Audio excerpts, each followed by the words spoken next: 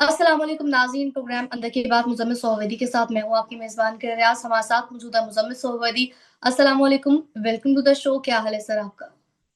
बिल्कुल ठीक हूँ इकरा, कैसी हैं आप? मैं ठीक हूँ, अल्लाह पाक का शुक्र है। आई एम श्योर सर हमारे नाज़रीन भी खैर-आफ़ियत से होंगे। तो सर प्रोग्राम का आगाज़ करते हैं। सबसे पहले बात करेंगे मुलाकात को लेकर। तो सर आज शिबली फराज उमर अयूब साहब गए, लेकिन मुलाकात नहीं हुई, हाई कोर्ट के ऑर्डर भी थे। फिर हमने देखा कि उनकी जानिब से ये कहा गया कि एक शख्स मौजूद है, जो कि मुलाकात होने नहीं देता। तो इस मुतल्लिक़ आप क्या कहेंगे? देखिए, वो कर्नल तो अदालत को जवाबदेह नहीं है ना। अदालत को जवाबदेह तो सुप्रीटेंडेंट अडयाला जेल है। और सुप्रीटेंडेंट अडयाला जेल ये यकीनन इसकी कंटेम्प्ट ऑफ कोर्ट की पिटीशन फाइल करेंगे अब ईद के फौरन बाद। और उसमें चूंकि लार्जर बेंच का फैसला है, लार्जर बेंच कंटेम्प्ट में बुलाएगा। पहले जब एक दिन नहीं की गई थी तो सुप्रीटेंडेंट अडयाला जेल ने कहा था मुझे भी फैसला मौसूल नहीं हुआ, फैसला मौसूल होगा तो मैं करूंगा। अब मुझे लगता है कोई कानूनी सुकम तो ज़रूर सुप्रीटेंडेंट दयाला जेल ने, क्योंकि उसके पीछे पूरी एक लीगल टीम है हुकूमत की उसको मदद करने के लिए। तो कोई ना कोई कानूनी सुकम उन्होंने ढूँढ के ये किया होगा, ये कर्नल के ऑर्डर पे नहीं है। इसका कोई लीगल मैकेनिज़्म उन्होंने ज़रूर ढूँढा होगा कि ये कमी हो गई है, ये कोताही हो गई है, लिस्ट ऐसे आनी थी, ऐसे नहीं आई। क्योंकि अब तरीका ज़रा कॉम्प्लिकेट हो गया, आप समझें। सलमान अकरम राजा पहले गुलाम जो जो इसहाक खान साहब थे ना, उन्होंने एक फ्री फॉर ऑल सीधा-सीधा काम पाया सी। वो जुडिशियल ऑर्डर ही कर देंगे सन के फलाँ की मुलाकात करा दें। अब जुडिशियल ऑर्डर नहीं है, एक तरीकाकार है, मैकेनिज़्म है। मुझे ये लगता है कि उस मैकेनिज़्म में कोई ऐसा एसओपी है जो सलमान अकरम राजा साहब पूरा नहीं कर सके होंगे, तो नहीं कराएगी, क्योंकि मुझे नहीं लगता लार्जर बेंच के ऑर्डर को डिफाई किया जाएगा इस तरह ना ब्लेटेंटली। कोई कानूनी सुकम ढूँढ के ज़रूर किया होगा। मैं नहीं ये मानता कि जी कर्नल ने कहा होगा मुलाकात ना कराओ, तो उन्होंने नहीं कराई, नहीं। उसकी कोई कानूनी जवाज़ ज़रूर तलाश किया गया होगा और वो कानूनी जवाज़ जो है वो अदालत में पेश किया जाएगा, अदालत में आएगा तो पता लगेगा। लेकिन बहरहाल आज ईद से पहले मुलाकात का आखिरी दिन था और अगर आज मुलाकात ना हुई तो अब ईद पर तक तो खान साहब की मुलाकात नहीं होगी। और ईद के बाद अब ये कंटेम्प्ट पिटीशन लग के फिर मुलाकात होगी। ये पहले अलीमा खान वगैरह ने तो उन्हें मिल लिया था, जो इस फैमिली की, और वो दिन था तो उस दिन तो उन्होंने मिल लिया था। और इमरान खान साहब के ट्वीट्स भी आ गए हैं उन मुलाकातों के बाद, उनका वर्जन भी हमने देख लिया है। तो कोई ऐसा लॉस तो नहीं है। अब ये शिबली फराज वगैरह ने मिलना है। अब ये भी बहुत कहा जा रहा था कि जी ईद के बाद एक कौमी सलामती की कमेटी का इजलास दोबारा बुलाया जाएगा और तहरीक इंसाफ को उसमें शामिल, वो उसमें शिरकत करेगी। लेकिन मुझे लगता है कि आज जब मुलाकात नहीं हुई तो मुझे वो बात भी कोई ठीक नहीं लग रही। क्योंकि अगर ईद के बाद कोई कौमी सलामती का इजलास बुलाया जाना होता और तहरीक इंसाफ ने उसमें शिरकत करनी होती तो फिर आज मुलाकात करा दी जाती। अगर मुलाकात नहीं कराई गई और अगले जुमेरात तक ले गए हैं उसको, तो फिर मुझे लगता है ज़रा मामला थोड़ा गड़बड़ है। अभी कौमी सलामती का दोबारा वाला इजलास की जो खबरें हैं, मुझे वो भी कोई खबरें ठीक और सच नहीं लगती। और जो बिलावल साहब सालसे की बात कर रहे थे, वो भी मुझे कोई फौरी मुमकिन नज़र नहीं आती कि वो सालसे भी कोई हो जाएगी, क्योंकि अभी रियासत का कोई मूड ना सालसी का है, ना मुफाहमत का है। आप समझे? इस वक़्त रियासत जो है वो कहते हैं ना खान डटा हुआ है, नहीं।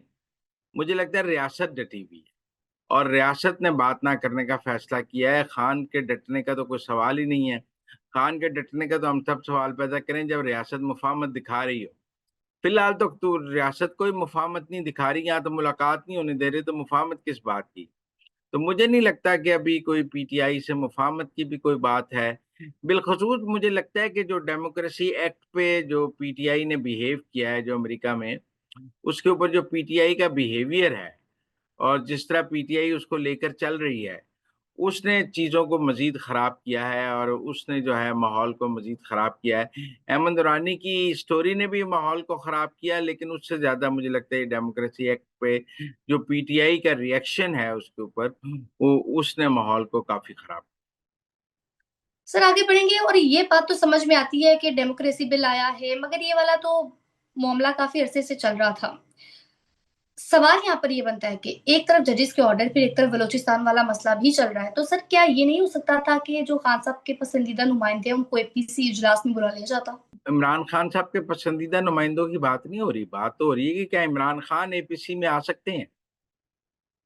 देखिए, देखिए वो तो कहेगा जब तक मुझे नहीं बिठाएँगे मैं नहीं मानूँगा। اور پھر میں ایک اور بات بھی کہنا چاہتا ہوں. فرض کر لیں آپ قومی سلامتی کمیٹی میں یا اے پی سی میں پی ٹی آئی کو بٹھاتے ہیں. پی ٹی آئی تو اس وقت ٹی ٹی پی کے ساتھ کھڑی ہے. پی ٹی آئی تو اس وقت مہارنگ بلوچ کے ساتھ کھڑی ہے. پی ٹی آئی تو اس وقت منظور پشین کے ساتھ کھڑی ہے, ان کے ساتھ جرگہ کرنا چاہا. اور اس اے پی سی میں جو یہ ہے, یہ ان کے حق میں بات کر کے وہ مشترکہ اعلامیے کو متنازع بنا دیتے ہیں. تو پھر ہوگا کہ جی اے پی سی ہوئی اور مشترکہ اعلامیہ نہ ہو سکا, قومی سلامتی کمیٹی ہوئی, مشترکہ اعلامیہ نہ ہو سکا, قوم متفق نہیں ہے. اس سے بہتر نہیں یہ بائیکاٹ رکھیں. مجھے نہیں لگتا کہ خان کو بلانے سے کوئی جو ہے قومی اتفاق رائے ہو جائے گا. لیکن جب 2014 کے دھرنے کے وقت عمران خان اے پی سی میں آئے تھے تو انہیں اسٹیبلشمنٹ لے کے آئی تھی. وہ اسٹیبلشمنٹ کے اشاروں پہ آئے تھے, وہ خود دھرنا ختم کرنا چاہتے تھے. آج تو وہ اسٹیبلشمنٹ سے مزاحمت پہ ہیں. لہذا مجھے نہیں لگتا کہ ایسی کوئی اے پی سی یا ایسی کوئی قومی سلامتی کمیٹی بلائی جا سکتی ہے جس میں عمران خان کی شرکت ہو, یا میرے خیال میں جس میں پی ٹی آئی کی بھی شرکت ہو. یہ بائیکاٹ زیادہ قبول ہے اسٹیبلشمنٹ کو بھی اور ریاست کو. سر جس طرح اے پی سی کی بات کی ہے, بلوچستان میں لاشوں کا مسئلہ بھی دیکھا, پھر گرفتاریاں بھی ہو رہی ہیں, خواتین کی جو گرفتاریاں ہوئی ہیں وہ انٹرنیشنل سٹوریز بھی بنی, اور پھر ہم نے دیکھا کہ سرفراز بگٹی کی جانب سے دھواں دار تقریر کی گئی اور یہ جو دہشت گردی ہے اس کی مذمت بھی کی گئی.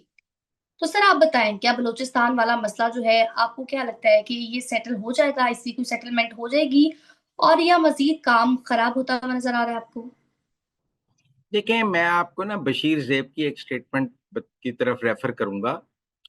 جب ان سے پوچھا گیا کہ آپ لڑکیوں کو, خواتین کو سوئسائڈ بامبر بنا رہے ہیں, تو انہوں نے کہا کہ لڑائی میں کوئی جینڈر نہیں ہوتا. ٹھیک ہے نا؟ تو بھائی جب وہ جینڈر کی تمیز نہیں رکھ رہے تو پھر گرفتاریوں میں جینڈر کی تمیز کیسے ہو سکتی ہے؟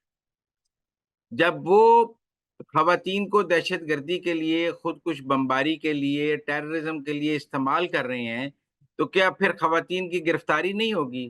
یہاں تو آپ یہ کہیں کہ بلوچ روایات کے تحت بلوچ جو دہشت گرد ہیں وہ خواتین کو اس معاملے میں نہیں لا رہے, اور خواتین اس لڑائی سے باہر ہیں. تو میں آپ سے کہوں کہ یار خواتین کی گرفتاری کیوں ہوئی ہے؟ جب وہ خواتین کو استعمال کر رہے ہیں لڑائی میں, اور خواتین کو لڑائی میں اپنے ساتھ لے کر چل رہے ہیں, تو پھر خواتین کی گرفتاری کیوں نہیں ہوگی؟ وہ قانون توڑیں گی تو ان کی گرفتاری نہیں ہوگی. مطلب جینڈر کیا جو ڈسکریمنیشن ہے وہ ان کے لیے نہیں ہے, حکومت کے لیے ہے. نہیں ہے. سر آگے بڑھیں گے, اور سوال یہ کہ خواتین کے اریسٹ ہونے سے بین الاقوامی سطح پر ہماری ساکھ متاثر ہو رہی ہے, تو سر یہ سب ٹھیک ہونے کے لیے کیا تصفیہ ہو سکتا ہے, اور یہ جو بات چیت کہیں نہ کہیں سے تو سر اس کا آغاز ہوگا, تو آپ کو کیا لگتا ہے کہ کیا اس بات چیت کا آغاز ہوگا؟ یہ جو گرفتاریاں مل ملائی گئی ہیں, چاہے مرد ہو خواتین ہو, پھر انٹرنیشنل سٹوریز بھی بنی, کوریج بھی ہوئی, تو اس متعلق آپ کیا کہیں گے؟ میں نہیں سمجھتا کہ اس وقت کوئی بات چیت ہو سکتی ہے, اور نہ میں سمجھتا ہوں کہ نہ دہشت گردوں سے اس وقت کوئی بات چیت ہو سکتی ہے, نہ دہشت گردوں کے سہولت کاروں سے کوئی بات چیت ہو سکتی ہے. ریاست کو اپنی ریٹ قائم کرنی ہوتی ہے, اور ریٹ قائم کرنے کے لیے جس نے بندوق اٹھائی ہوئی ہے اس سے بات نہیں ہوتی, اسے قانون کے دائرے میں لایا جاتا ہے. ماضی میں یہ سب بات چیتیں نقصان دہ ثابت ہوئی ہیں, ان سے پاکستان کمزور ہوا ہے, اور میں نہیں سمجھتا کبھی بھی بات چیت سے کوئی پاکستان کو فائدہ ہوا ہے.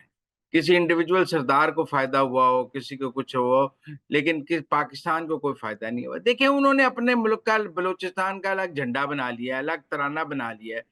مہارنگ کے جلسوں میں بلوچستان کے الگ ترانہ بجتا ہے, وہ جھنڈا لا کر لہراتے ہیں. نہ وہ پاکستان کے جھنڈے کو مانتے ہیں, نہ پاکستان کے ترانے کو مانتے ہیں, نہ وہ پاکستان کو مانتے ہیں. تو بات چیت کس بات کی؟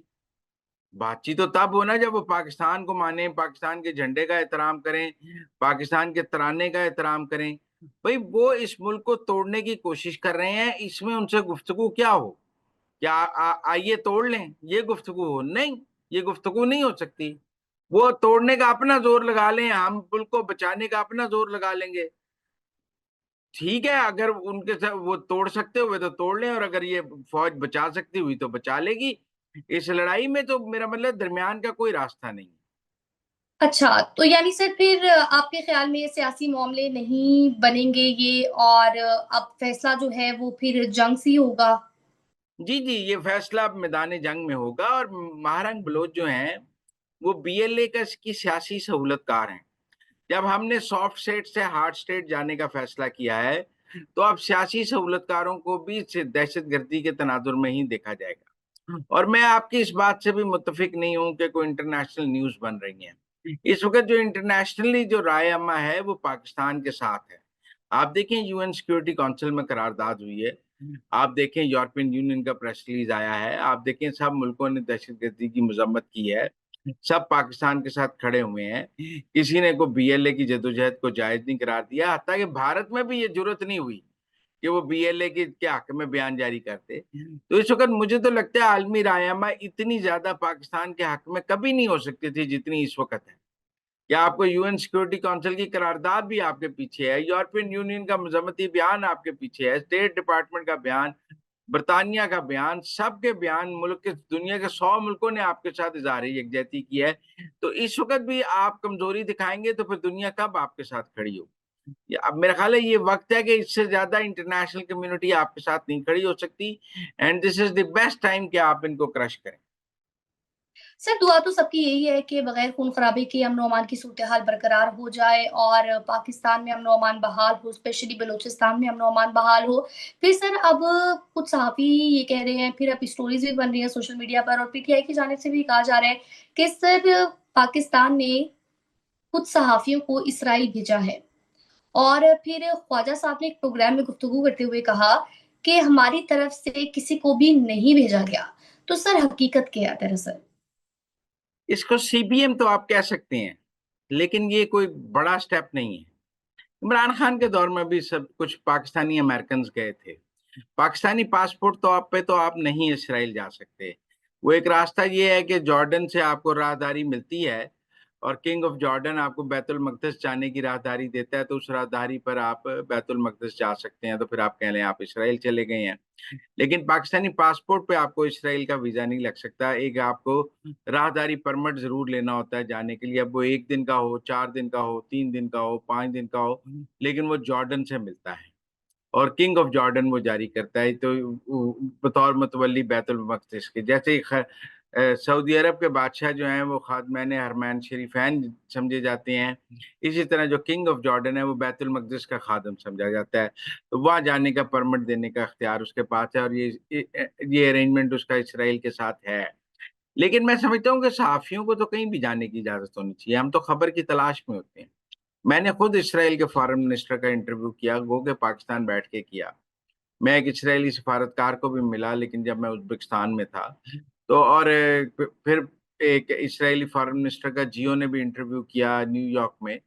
تو یہ صحافیوں کا تو انٹریکشن رہتا ہے، اور وہ خبر کی تلاش میں، مطلب اگر آپ اسرائیل پیلسٹائن لڑائی کو کور کر رہے ہیں تو آپ کو اسرائیل کے ساتھ بھی انٹریکشن کرنا پڑے گا، کیونکہ آپ لڑائی کور کر رہے ہیں۔ آپ اسرائیل ایران تنازع کور کر رہے ہیں تو بھی آپ کو اسرائیل سے انٹریکشن کرنا پڑے گا۔ تو یہ جو جرنلزم ہے یہ وداؤٹ بارڈرز ہے۔ میں نہیں سمجھتا، یہ ٹھیک ہے کہ ہمارا پاکستان کے سفارتی تعلقات نہیں ہیں، لیکن میں سمجھتا ہوں کہ دنیا کے، میرا مطلب ہے 80% مسلمان ملکوں نے اسرائیل کو تسلیم کر لیا۔ ملیشیا نے تسلیم کیا، انڈونیشیا نے تسلیم کیا، یو اے نے، بحرین نے، اور جارڈن نے، ترکی نے، کس ملک نے اسرائیل کے ساتھ سفارتی تعلقات نہیں رکھے ہوئے؟ تو اب یہ پاکستان میں ایک ٹیبو ہی رہ گیا ہے کہ پاکستان کے اسرائیل کے ساتھ سفارتی تعلقات ہیں یا نہیں ہیں، بلکہ نہ رکھنے کا میں سمجھتا ہوں کہ کوئی اب جواز بھی نہیں رہ گیا۔ جب 80% مسلمان ممالک نے اسرائیل کے ساتھ سفارتی تعلقات رکھ لیے ہیں، مسلم امہ فلسطین کے ساتھ بھی کھڑی ہے اور ان کے اسرائیل سے سفارتی تعلقات بھی ہیں۔ اب آپ کہیں جی ہم ترکی کو ہم دیکھتے ہیں، ترکی کے ہیں، آپ کہیں جی کہ اور ایک سعودی عرب کے نہیں ہیں اور ایک پاکستان کے نہیں ہیں، اور مجھے لگتا ہے سعودی عرب نے بھی ہم سے پہلے قائم کر لینے ہیں، ان کے بالواسطہ ہیں، بات چیت ہے، اور ہماری تو وہ بھی نہیں ہے جو ہمیں، میں سمجھتا ہوں کہ آہستہ آہستہ اسرائیل کے معاملے میں مسلم امہ میں پاکستان تنہا ہوتا جا رہا ہے۔ خدا نہ خواستہ اگر یہاں پر کوئی دھرنا ہو جاتا ہے، پروٹیسٹ ہو جاتا ہے اس وجہ سے، تو اس سچویشن کو کیسے ٹیکل کیا جائے گا؟ کیونکہ سر ہماری اسٹیٹ اور یو اے ای اور سعودیہ کی اسٹیٹ میں تو ایک ویزیبل ڈفرینس ہے۔ نہیں، ہمیں بتانا پڑے گا ہماری عوام کو کہ دیکھیں اس ملک میں اتنے ممالک کے جو ہیں، 50 ممالک کے مسلم ممالک کے تعلقات ہیں، ہمیں قوم کو بتانا پڑے گا۔ اب ہم اکیلے رہ گئے ہیں. جب ساری مسلم امہ نے مان لیا ہے, تسلیم کر لیا ہے, تو ہمارے اکیلے رہنے کا کیا تک ہے؟ میرے خیال میں اس حوالے سے جو مقدمہ ہے وہ عوام کے سامنے رکھنے کی ضرورت ہے. ویسے بھی آپ کو یاد ہے مشرف کے دور میں خورشید قصوری اسرائیلی فارن منسٹر کو ملے تھے, اور سائیڈ لائنز پہ ہماری ڈپلومیٹس کی ملاقاتیں ہوتی رہتی ہیں, یو این میں بھی اور ادھر ادھر بھی. تو مجھے نہیں لگتا کہ کوئی ایسا گیپ موجود ہے پاکستان اور اسرائیل کے درمیان, لیکن میرے خیال میں اس حوالے سے رائے عامہ بن سکتی ہے. تو ناظرین یہ تھی آج کے اندر کی باتیں. آپ سے ملاقات ہوگی اگلے پروگرام میں. ہمیں دیجیے اجازت. اللہ نے کے بعد.